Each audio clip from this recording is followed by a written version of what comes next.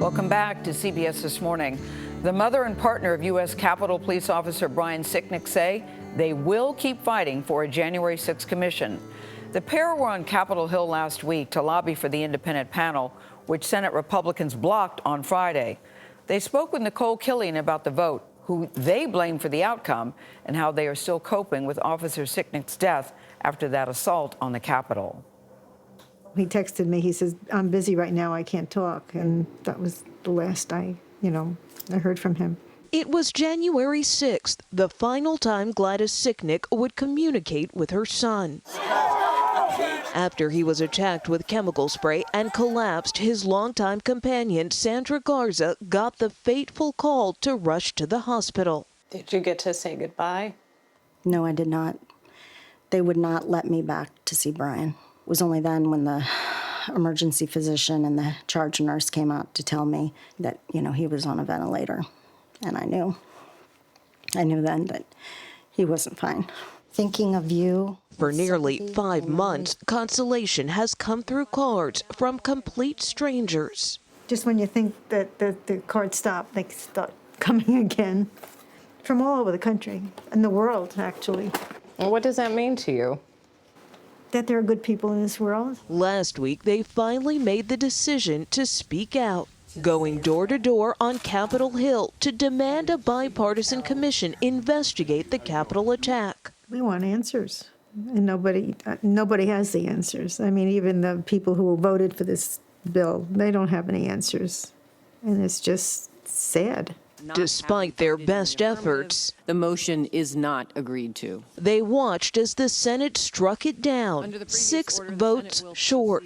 I'm disgusted that the Republican senators that decided to vote no, it's a spit in the face to Brian. It's a spit in the face to all the officers that were there that day. Did it bother you that some senators weren't even there? Absolutely. That's a dereliction of duty. But their frustration doesn't solely lie with Congress. So ultimately, do you blame the former president? Yes, I do. And I was a person who supported Donald Trump. Brian was a supporter of his. I mean, even on Brian's Twitter page, he had Donald Trump's personal plane in the background as his background picture. He was still the president at that time. And he knew that Brian was, devoted to him. And he did not once reach out to me, to Gladys. He didn't even send a letter of condolences. He did absolutely nothing. And so, it's very upsetting, that he's not. And I would meet with him, actually. I would meet with him. What would you say to him? I would ask him, I would say, why didn't you reach out to us? And I would ask him why he failed all law enforcement that day. He has an opportunity to turn this around. If he's really going to back the blue, then back it up with your actions. He just watched it on television like it was a soap opera. I don't understand it. How can you be so uncaring? Would you consider filing suit against the former president? At this time, I'm not interested in doing that. Do you think both sides are to blame for making this so political? Well, I think in every party, there's going to be politics. For me, this isn't about, being a Republican or a Democrat, it's none of that. It's about doing what's right for the country. And doing right by Brian. What do you think he would make of everything that's happening right now? Well, Brian was he was a gentle soul. He really was. And he had a work ethic that was unbelievable. And but don't push him in a corner. So what happened now, I think he would be appalled. But he says it'll get better, and it will, I'm sure. And hopefully Brian will have left a legacy that will help our country.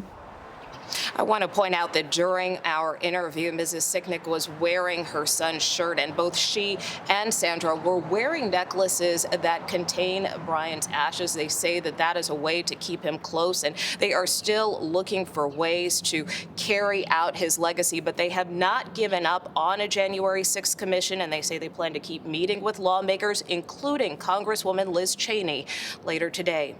Tony? Unimaginable grief. They have that mission for the January 6th Commission. Nikole, powerful interview. It is breathtaking to hear the Sicknick family and his partner Sandra talk about going from supporting President Trump to wondering, where are you, Mr. President, in the aftermath of this? Yeah, say something to us. I appreciate them sharing their story and say, look, for them, it's not Democrat or Republican, it's pain. And I like the message, let's just do right by Brian. Also, something as simple as the last text that said, I'm busy right now, I can't talk.